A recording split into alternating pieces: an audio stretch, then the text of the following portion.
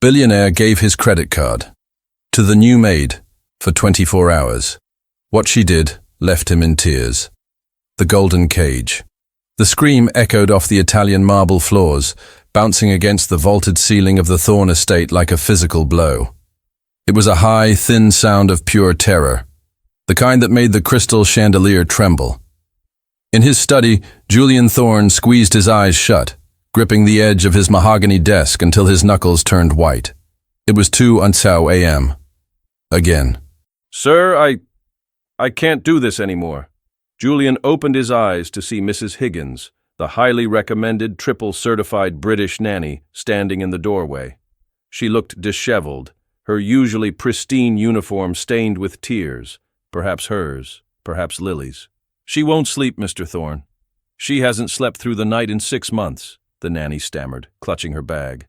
"She just screams. It's like she's haunted. I resign." Julian didn't argue. He didn't plead. He simply reached for his checkbook, scribbled a severance figure that would silence any complaints, and tore the page out. "Leave," he said, his voice a low baritone devoid of emotion. "The driver will take you." When the heavy oak doors clicked shut, Julian was left alone in the silence that followed the screaming.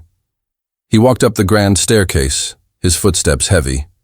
He entered the nursery, a room designed by top interior decorators to look like a princess's castle, but it felt like a prison. In the corner, curled into a tight ball under a canopy of imported silk, lay Lily, 5 years old, the heiress to a billion-dollar tech empire. She was clutching a ragged, dirty teddy bear, the last thing her mother had given her before the accident. Lily's eyes were wide open, bloodshot and terrified, staring at shadows only she could see. "Lily," Julian whispered, stepping forward. She flinched. She didn't look at him. She never looked at him anymore. Since Elena died, Julian had become a ghost in his own house, burying his grief in 18-hour workdays, believing that providing wealth was the same as providing care. He had failed. The next morning, the agency sent the replacement. She wasn't what Julian expected. Sarah Miller stood in the foyer, her hands clasped politely in front of her cheap, worn-out coat. She was young, African-American, with eyes that held a depth of sorrow and a strange, calm light. She didn't have the prestigious certifications of the previous nannies. She didn't carry a leather portfolio. She just stood there, radiating a quiet dignity that seemed to unsettle the very air of the cold mansion. Vanessa St. Clair, Julian's fiancée, descended the stairs, her heels clicking aggressively. She looked Sarah up and down with a sneer of distaste. "This is the best the agency could send," Vanessa scoffed, turning to Julian. "Julian, darling, she looks like she just walked off the street. We need a specialist for Lily, not help." Julian ignored Vanessa. He looked at Sarah. "Do you know who I am?" "Yes, sir," Sarah said, her voice soft but steady. "You are a man in a great deal of pain." Julian blinked, taken aback. People usually mentioned his net worth, his magazine covers, or his power. No one mentioned his pain. "My daughter," Julian said, his voice hardening to cover his vulnerability, "has rejected 7 nannies in 6 months. She doesn't speak. She doesn't eat. She doesn't sleep. If you are here for a paycheck, leave now. I don't have time for amateurs." "I am here to work, Mr. Thorne," Sarah replied. "I need this job. But more importantly, it sounds like your daughter needs a mother, not a warden." Vanessa gasped at the audacity, but Julian felt a flicker of interest. He was tired of the experts. He was tired of the clinical approach. He reached into his suit pocket and pulled out a sleek, heavy card made of black titanium. The Centurion card, no limit. He held it out to Sarah. "You have 24 hours, Julian said coldly. "This house is a mausoleum. My daughter is starving herself in a room filled with gold. Take this. Buy whatever is needed to fix this situation. I don't care if it costs $10 or $10,000, but if I come home tomorrow and Lily is still screaming, you're gone. And if you steal a single cent, I will destroy you." Sarah looked at the card, then at Julian. She didn't tremble. She took it with 2 hands, nodding once. "Understood, sir." 6 hours later, The black-tinted windows of the Maybach shielded Julian from the afternoon sun. He wasn't at the office. He was parked across the street from a generic, crowded strip mall in the working-class side of the city. "Sir," his driver, Marcus, said hesitantly. "Are you sure you want to wait here?" "Watch the GPS tracker on the card, Marcus," Julian commanded, loosening his tie. "She took Lily. She took my car. And now she's at a grocery store? A discount grocery store?" Julian's cynicism was in overdrive. He had expected her to go to a jewelry store, or perhaps an electronics depot to buy resellable goods before fleeing, or, at best, a high-end toy store to try and bribe Lily. But a supermarket? He saw the family SUV parked near the entrance. He needed to see this for himself. Julian stepped out of the car, donning sunglasses to mask his identity. He walked into the store, the automatic doors sliding open to hit him with a blast of air conditioning and the smell of floor wax and produce. It was a world away from his country clubs. He scanned the aisles. It didn't take long to find them. He froze behind a display of cereal boxes. The scene before him was so striking it felt cinematic, almost hyper-real. In the foreground, amidst the clutter of the checkout lane, stood Sarah. She was wearing the uniform Vanessa had insisted she wear, a dark blue dress with a white apron, which looked out of place here. But Sarah wore it like armor. She looked exhausted, her shoulders slightly slumped, sweat beading on her forehead. But in her arms, resting heavily against her chest, was Lily. The same Lily who screamed if touched. The same Lily who hadn't slept in the daylight for 3 years. Lily was fast asleep. Her head was tucked into the crook of Sarah's neck, her small hand gripping the fabric of Sarah's dress, the other clutching her dirty teddy bear. Sarah was swaying gently, a rhythmic maternal motion that seemed instinctive. Julian watched, mesmerized. Sarah reached out with her free hand to the card terminal. She wasn't buying lottery tickets. She wasn't buying champagne.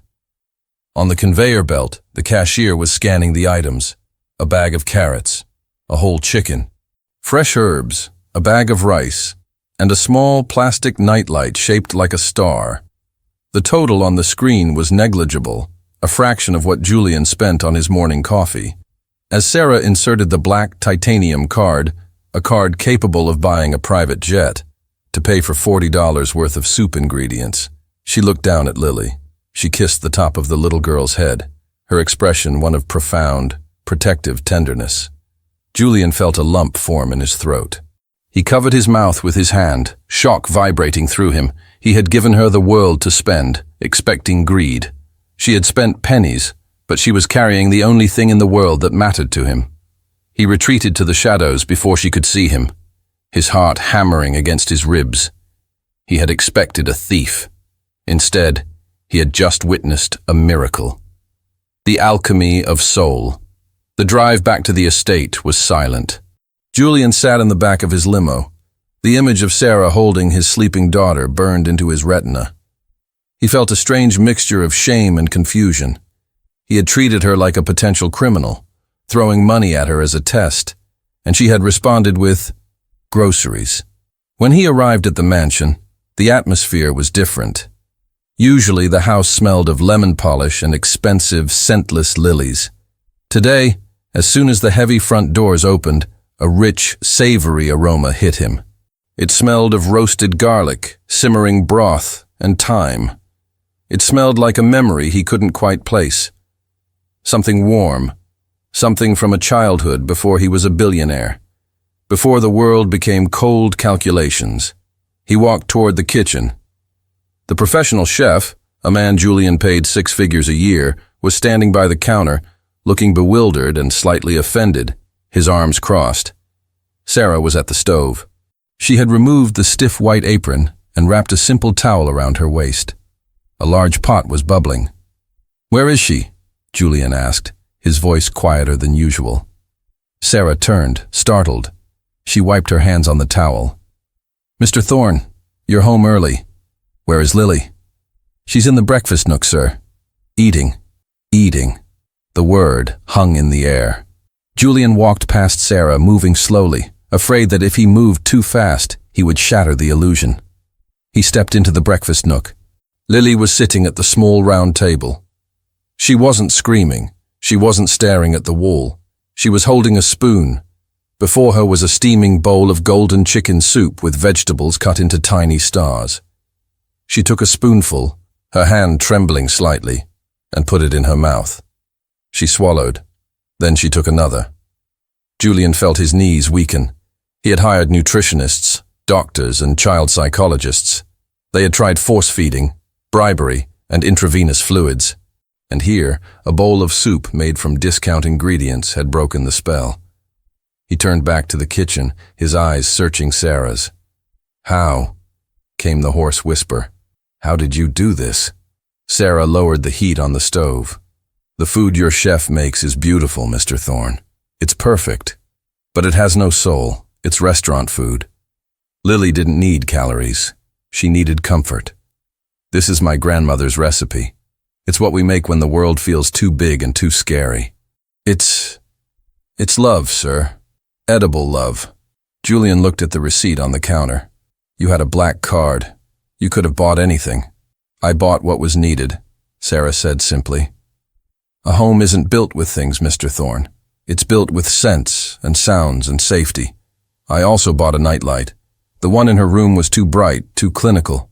She needed a soft light, a star to wish on." For the next few weeks, Julian found himself coming home earlier and earlier. The investigation stage of his mind had not fully ceased. He was a businessman, after all, trained to look for the flaw in the deal. But the evidence was overwhelming. He watched from his study door as Sarah established a routine. It wasn't the rigid schedule of the previous nannies. It was fluid. Sarah sang. She had a voice like liquid honey, humming old spirituals and lullabies that seemed to lower the blood pressure of everyone in the house. One rainy Tuesday, Julian stood on the balcony overlooking the living room. Sarah was sitting on the rug, the antique Persian rug Vanessa had forbidden anyone to step on with shoes. Sarah was barefoot.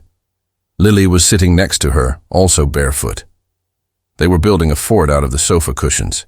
"This is the castle," Sarah whispered, her voice carrying up to the balcony. "And inside the castle, nothing can hurt us. The dragon can roar outside, but he can't come in." Lily looked at the walls of the pillow fort. She picked up her teddy bear and placed it inside. Then, for the first time in 3 years, Julian heard his daughter's voice. It was rusty, quiet, like a door opening after a century. "Safe," Lily whispered. Julian gripped the railing, tears pricking his eyes. He retreated into his office, closing the door, and sank into his chair. He looked at the photo of his late wife on the desk. "She's bringing her back, Elena," he thought. "She's bringing our little girl back." But the warmth spreading through the house did not touch everyone.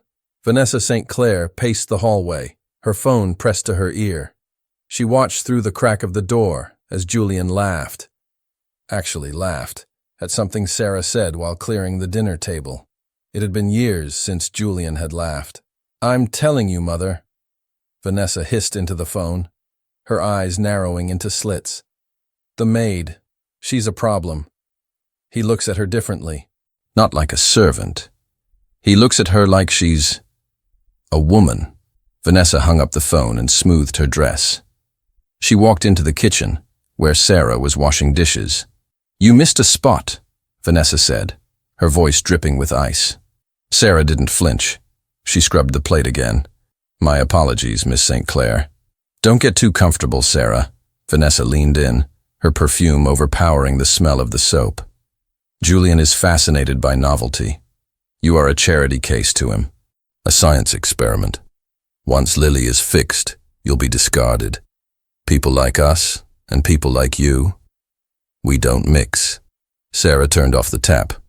She turned to face Vanessa, her expression calm but her eyes fierce. "I am not here for you, Miss St. Clair. And I am not here for Mr. Thorne. I am here for the child. And as long as she needs me, I will not be moved." Vanessa smiled, a cruel, sharp expression. "We'll see about that."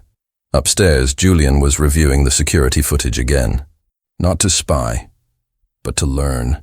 He watched the screen where Sarah was tucking Lily in. He saw Sarah sit by the bed, stroking Lily's hair until the breathing deepened into sleep. He saw Sarah lean down and whisper something into Lily's ear. Julian turned up the volume on the monitor. "You are precious," Sarah whispered to the sleeping child. "You are strong, and you are so loved." Julian touched the screen. For the first time, he realized the barrier between employer and employee was dissolving. He wasn't just grateful to her. He was captivated by her. But he didn't see the shadow lurking in the hallway outside the nursery. He didn't see Vanessa standing there, holding a diamond bracelet that belonged to Julian's late wife, her mind working on a plan to burn this new warmth to the ground. The sabotage and the separation. The atmosphere in the Thorne mansion had shifted from a mausoleum to a garden. For 3 weeks, the heavy drapes had been pulled back, allowing sunlight to touch corners of the house that had been in shadow for years. Julian found himself delaying his morning departure to the office, lingering over a second cup of coffee just to hear Sarah singing in the kitchen while Lily sat on the counter, swinging her legs, a sight that would have been unimaginable a month ago. But this fragility of happiness was exactly what Vanessa St. Clair had been waiting for. "I have to go to Singapore for 48 hours, Julian announced one evening, checking his watch. He looked at Sarah, who was folding laundry in the living room, while Lily colored in a sketchbook. "It's the merger. I can't reschedule." "We will be fine, sir," Sarah said, offering a warm, reassuring smile. "Lily and I are planning to bake cookies tomorrow. We'll save some for your return." Julian nodded, feeling a strange tug in his chest. He realized, with a jolt of panic, that he didn't want to leave. He wasn't worried about the house. He was worried about stepping out of this warm bubble he had stumbled into. He looked at Vanessa, who was sipping wine on the sofa. "Keep an eye on things, Vanessa," he said, his tone businesslike. "Of course, darling," Vanessa purred, swirling her Pinot Noir. "I'll watch everything, very closely." The moment the heavy iron gates closed behind Julian's limousine, the air in the house changed. Vanessa stood at the window, watching the taillights fade. She turned to Sarah, her eyes dead and cold. "You think you've won, don't you?" Vanessa whispered. "You think because you can make soup and sing nursery rhymes, you belong here?" Sarah picked up the laundry basket. "I am just doing my job, Miss St. Clair." "Your job is to clean," Vanessa snapped, "not to play mother, and certainly not to play wife." The next 24 hours were a blur of tension. Vanessa prowled the house like a predator. She waited until Sarah took Lily out to the garden for their afternoon story time. Vanessa moved quickly. She went into Julian's private study, opened the wall safe — she had memorized the combination weeks ago — and removed a vintage diamond tennis bracelet.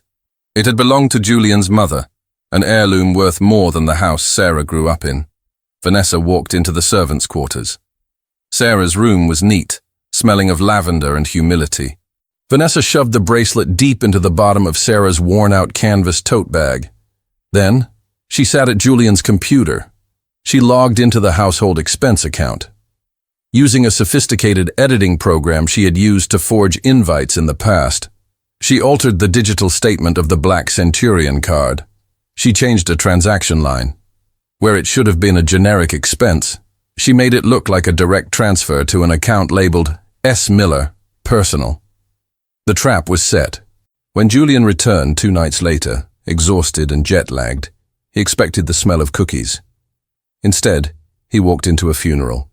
Vanessa was sitting in the library, sobbing into a handkerchief. A security guard stood by the door. Sarah was standing in the center of the room, looking confused and terrified, holding Lily's hand. "What is going on?" Julian demanded, dropping his briefcase. "Oh, Julian!" Vanessa wailed, running to him. "I tried to stop her. I didn't want to believe it." "Believe what? Speak to me." "She's a thief, Julian. A con artist." Vanessa pointed a shaking finger at Sarah. "I saw the credit card bill. There was a transfer of $5,000, and when I confronted her, I found this." Vanessa gestured to the table. There, gleaming under the lamp, lay the diamond tennis bracelet. Julian felt the blood drain from his face. He looked at the bracelet. Then he looked at Sarah. The warmth he had felt for her evaporated, replaced by the icy armor of the billionaire who had been used for his money his entire life. "Sarah," Julian said, his voice terrifyingly quiet. Explain. I don't know how that got in my bag, sir, Sarah stammered, her eyes wide. And the money? I used the card, yes, but not for me. I would never. Don't lie to him, Vanessa screamed. I found it wrapped in your clothes. You were planning to leave with it tonight. Vanessa shoved a tablet into Julian's hands. Look at the transfer. Julian looked at the screen. The edited image was flawless. Transfer, $5,000. Recipient, S. Miller. The betrayal cut deeper than the theft. He had let her in. He had trusted her with his daughter. He had let himself feel. I gave you everything, Julian whispered, stepping toward Sarah. I gave you my trust. I gave you unlimited access. And you looked me in the eye and stole from my family? Mr. Thorne, please, Sarah pleaded, tears spilling over. She didn't care about the accusations for herself, but she felt Lily squeezing her hand, sensing the danger. I did not steal this. Someone put it there. Please, look at the cameras. The cameras in the servants' quarters were disabled yesterday due to a technical glitch. Vanessa interjected smoothly. How convenient for her. Julian's jaw tightened. Get out. Daddy, no! Lily screamed. It was the first time she had spoken to him directly in years. No, Sarah, stay! Lily, come here, Julian commanded, his voice shaking with suppressed rage. No! Lily clung to Sarah's apron. Julian walked over, physically pulled Lily away from Sarah, and handed the screaming child to the security guard. You have 10 minutes to pack your things, Julian hissed at Sarah. If you are not off my property, I will call the police. The only reason I'm not having you arrested right now is because I don't want my daughter to see you in handcuffs. Go. Sarah looked at him, her heart breaking not for the job, but for the man who was so blinded by pain he couldn't see the truth. She looked at Lily, who was kicking and screaming in the guard's arms. You are making a mistake, sir, Sarah said softly. Not about me, but about her. She needs me. She needs a mother, Julian retorted cold as ice. Not a mercenary. Sarah turned and walked away. She packed her bag in 3 minutes. As she walked down the long gravel driveway, the rain began to fall.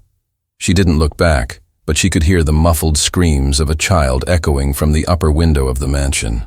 The crisis and the truth. The silence that followed Sarah's departure was not peaceful. It was heavy, suffocating, and violent. For the first 24 hours, Lily refused to leave her room. She barricaded the door with her toys. When Julian finally unlocked it, he found the room destroyed. The curtains were torn down. The expensive dolls were smashed. Lily was huddled in the closet, shaking violently. Lily, sweetheart. Julian tried to approach her with a tray of food. I brought you some pasta. The chef made it special. Lily looked up. Her eyes were dull, feverish. She slapped the tray out of his hand. Pasta and sauce splattered across the pristine carpet. She opened her mouth to scream, but no sound came out. She had gone mute again. By the second day, the fever started. It wasn't a flu. It was a physical manifestation of grief. Lily's temperature spiked to 103 degrees. Julian called the private doctors. They came with their black bags and stethoscopes. They ran tests. They checked for infections.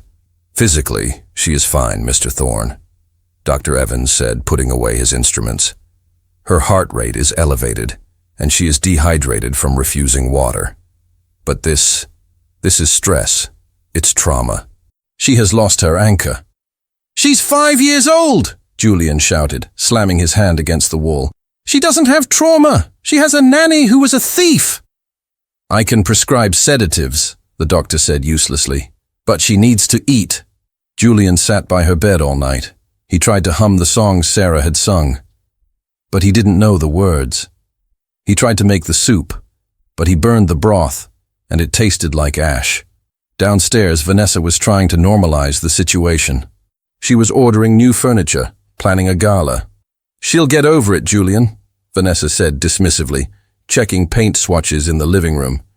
Children are resilient. We'll buy her a pony. Julian looked at Vanessa.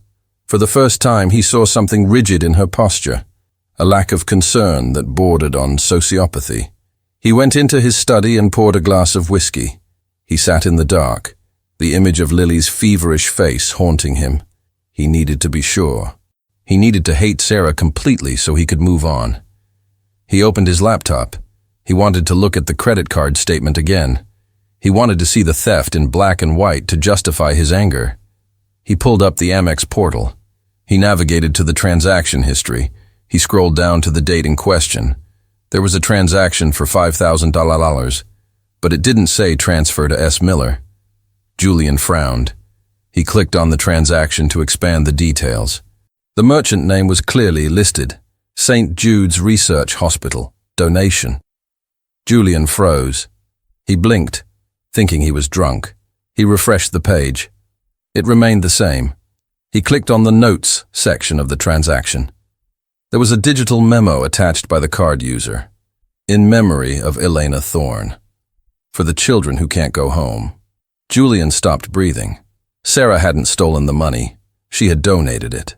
She had used the unlimited access he gave her to make a charitable donation in his wife's name, likely thinking it would bring him some peace. Vanessa had shown him a screenshot. A screenshot can be edited. The live bank portal could not.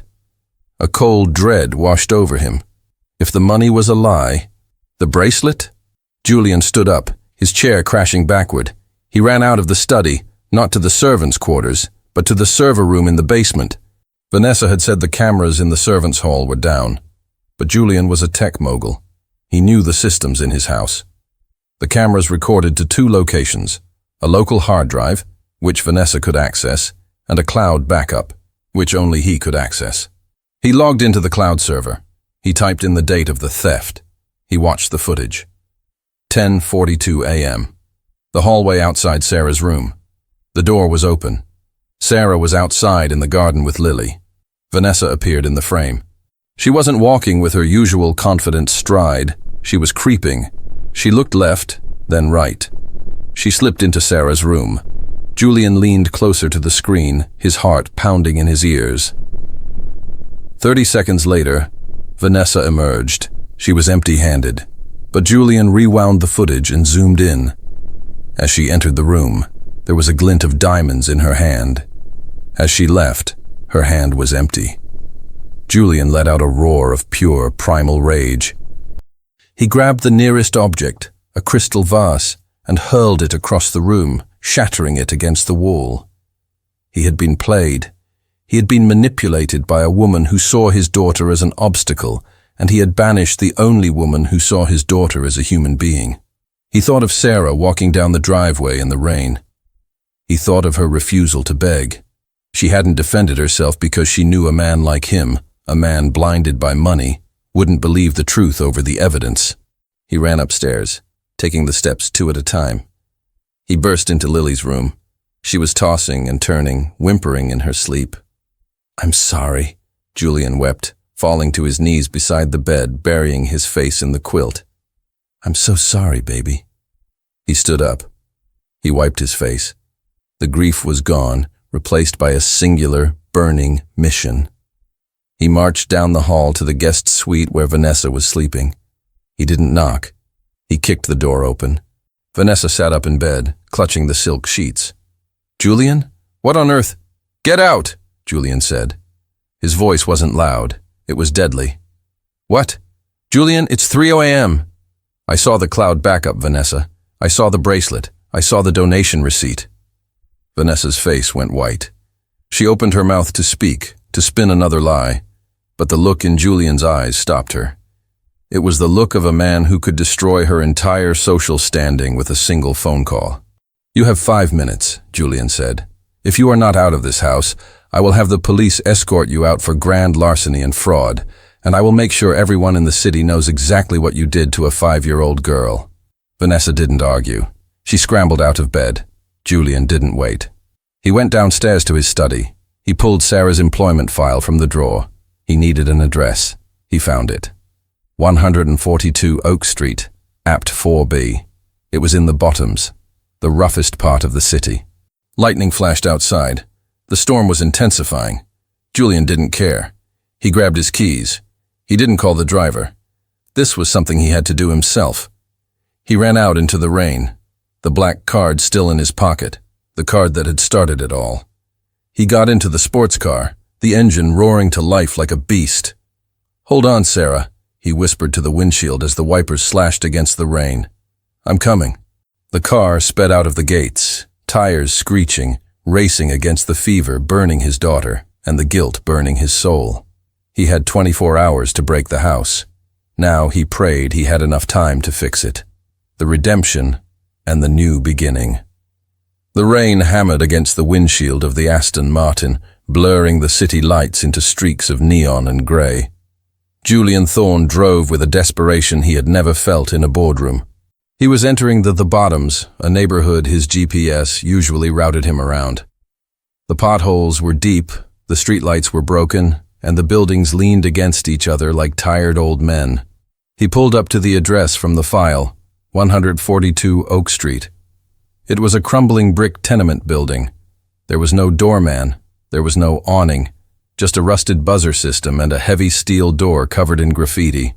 Julian looked at the building, feeling a wave of nausea. Not from disgust, but from shame. This was where Sarah lived. This was the reality she went home to after spending her days polishing his gold faucets, and he had accused her of stealing. He stepped out of the car, ignoring the torrential downpour soaking his Italian silk suit. He didn't lock the car. He didn't care if it was there when he got back. He ran to the door and pressed the buzzer for apartment 4B. Static. Then, a hesitant, crackling voice. "Who is it?" "Sarah!" Julian shouted over the thunder. "It's Julian! Please, let me in!" There was a long silence. For a moment, he thought she would leave him out in the storm. It was what he deserved. But then, the buzzer buzzed a harsh, grating sound. The lock clicked. Julian took the stairs 2 at a time. The elevator was out of order. The hallway on the 4th floor smelled of boiled cabbage and damp plaster.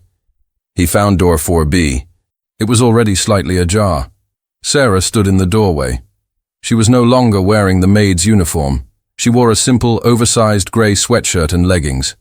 Her hair was down, framing a face that looked tired and swollen from crying. Behind her, the apartment was small. Tiny, really, but immaculately clean. A single lamp cast a warm glow over a worn-out armchair where an elderly woman sat with an oxygen cannula in her nose, watching Julian with sharp, protective eyes. "You shouldn't be here, Mr. Thorne," Sarah said, her voice devoid of the deferential tone she used to use. She stood tall, blocking the entrance. "If you are here to accuse me of something else, my grandmother has a phone. We can call the police ourselves." Julian fell to his knees. It wasn't a calculated move. His legs simply gave out under the weight of his guilt. The billionaire CEO, the man who made markets tremble, knelt on the scratched linoleum floor of a tenement hallway, water dripping from his nose and chin. "I know," Julian choked out, his voice breaking. "I know about the donation. I know about the camera. I know everything." Sarah's expression faltered. Her grip on the doorframe loosened. "I saw the footage," Julian continued, looking up at her, his eyes red and raw. "I saw Vanessa plant the bracelet, and I saw the receipt. You gave the money to St. Jude's, in Elena's name." Sarah looked down at him, her chest heaving slightly. "She was a good woman. I saw her pictures. I thought it would make the money mean something. I didn't want your money, Julian. I just wanted to do something good with the power you gave me." "I was blind," Julian whispered. "I have been blind for 3 years. I thought money was the only way to measure value. But you showed me what real value is. And I threw you out like trash." "Why are you here?" Sarah asked softly. "To apologize? Lily is dying." The words hung in the air, heavy and absolute. Sarah's eyes went wide. The grandmother in the chair leaned forward. "She has a fever of 103, Julian said, the panic rising in his voice again. "She won't eat. She won't drink. She smashed her room. The doctors gave her sedatives, but she's fighting them. She's giving up, Sarah. She's giving up because I took away the only light she had." He reached into his wet jacket pocket. He pulled out the Black Centurion card.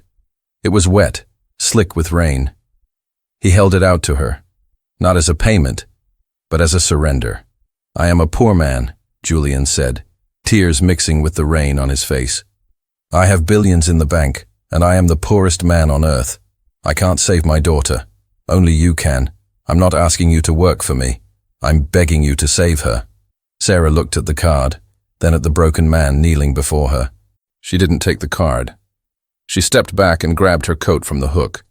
"Grandma," Sarah said, turning to the old woman. "Go, child," the grandmother wheezed, waving a hand. "That little girl needs you. I'll be fine until morning. Go." Sarah stepped out into the hallway. She bypassed Julian, walking toward the stairs. "Well," she said, looking back at him. "Are we driving or walking? My baby is waiting." The return. The drive back was driven at breakneck speed, but in silence. Julian didn't dare turn on the radio. He didn't dare speak. He felt that if he spoke, he might break the fragile grace that Sarah had extended to him. When they burst through the front doors of the mansion, the house felt like a hospital. The staff were speaking in hushed whispers. A private nurse was coming down the stairs with a tray of untouched medicine. "She's burning up, Mr. Thorne," the nurse said, looking grave. "Her vitals are dropping. We might need to transport her to the ER for an IV, but she fights us every time we touch her." Sarah didn't ask for permission. She didn't check in. She ran past the nurse, flying up the grand staircase. Julian followed close behind. They entered the nursery. It was dark, smelling of sickness and sweat. The rhythmic beeping of a heart monitor was the only sound. Lily lay in the center of the bed, her small body looking lost in the vastness of the sheets. Her face was flushed crimson, her lips cracked and dry. She was thrashing slightly, whimpering a soundless cry. Sarah kicked off her shoes. She climbed onto the bed, ignoring the mud on her leggings. She pulled the feverish child into her arms, pressing Lily's head against her chest, right over her heart. "I'm here," Sarah whispered. Her voice wasn't loud, but it cut through the room's tension like a laser. "I'm here, little bird. Sarah is here." Lily's eyes fluttered. She let out a dry, raspy sob. Her hands, hot and clumsy, reached out and grabbed Sarah's shirt. She gripped the fabric so hard her knuckles turned white. "Mama," Lily croaked. It was a word she hadn't said to anyone. Not to the nannies, not to Vanessa, not even to Julian. Julian, standing by the door, felt his knees buckle again. He leaned against the frame, covering his mouth to stifle a sob. "I've got you," Sarah cooed, rocking her back and forth, ignoring the nurse who tried to intervene with the thermometer. "I've got you. The dragon is gone. We are in the castle. You can sleep now." It took an hour of rocking, of humming, of Sarah cooling Lily's forehead with a damp cloth she dipped in a bowl of lavender water. But slowly, miraculously, the tension left Lily's body. The frantic heart rate on the monitor slowed to a steady, rhythmic beat. The fever seemed to break, not from medicine, but from the sheer force of comfort. Lily fell into a deep, natural sleep, still clutching Sarah's shirt. Sarah looked up. She met Julian's eyes across the room. She looked exhausted, her hair messy, her clothes cheap and wet. To Julian, she was the most beautiful thing he had ever seen in his life. "She'll be okay," Sarah whispered. Julian walked to the side of the bed. He looked at his daughter, then at Sarah. "I don't know how to fix this," he said honestly. "I don't know how to fix what I did to you." "You start," Sarah said, gently brushing a curl off Lily's forehead, "by realizing that you can't buy people, Julian. You can only love them." Epilogue. 1 year later. The garden of the Thorne estate was unrecognizable. The stiff, formal hedges had been replaced by wilder, more colorful flower beds. A swing set stood prominently in the middle of the manicured lawn. It was a Sunday afternoon. A barbecue grill was smoking. Julian was manning it, wearing an apron that said, "The Boss," in goofy font, a smudge of charcoal on his cheek. He looked younger, lighter. The lines of stress around his eyes had softened into laugh lines. Lily, now 6, was running across the grass. She was laughing, chasing a golden retriever puppy. She was loud, vibrant, and alive. "Daddy, watch this," she screamed, doing a clumsy cartwheel. 10 out of 10, Julian shouted back, flipping a burger. He looked toward the porch. Sarah was sitting there, reading a book. She wasn't wearing a maid's uniform. She was wearing a yellow sundress that caught the sunlight. On her finger, a modest but elegant sapphire ring caught the light, not a diamond, she had insisted. "Diamonds are cold," she had told him. "Sapphires are the color of the deep ocean, full of life." Julian walked over to the porch, wiping his hands. He sat down next to her. "Penny for your thoughts, Mrs. Thorne?" he asked, leaning in to kiss her cheek. Sarah smiled, closing her book. "I was just thinking about my grandmother. She would have loved this garden." Sarah's grandmother had passed away peacefully 3 months ago, in the guest suite of the mansion, holding Sarah's hand, surrounded by comfort and dignity. "She's here," Julian said softly. "I see her in you every day." He reached into his pocket. He didn't pull out the black card. That card had been cut up and framed in his office as a reminder of the man he used to be. Instead, he pulled out a small, folded piece of paper. It was a drawing Lily had made that morning. It showed 3 stick figures holding hands. One tall figure labeled Daddy, one smaller figure labeled Me, and one figure in the middle drawn with a big yellow halo, labeled Mom. "She drew this for school," Julian said, his voice thick with emotion. "For Family Day." Sarah took the drawing. Her eyes filled with happy tears. She looked out at Lily, who was currently wrestling the puppy. "You know," Julian said, taking Sarah's hand, "I used to think I was saving you. That day I came to your apartment. I thought I was the hero swooping in, but I was the one who needed saving." Sarah squeezed his hand. "We all needed saving, Julian. You just had to learn that the currency for that isn't printed by a bank." Julian smiled. He looked at his wife, the woman who had scrubbed his floors and then scrubbed his soul clean. "I love you," he said. "I know," Sarah replied, leaning her head on his shoulder. "Now go flip the burgers before you burn our lunch. Even a billionaire can't buy back a burnt burger." Julian laughed, a true deep sound that rang out across the garden, mixing with his daughter's laughter, filling the air with the sound of a home that was finally, truly complete.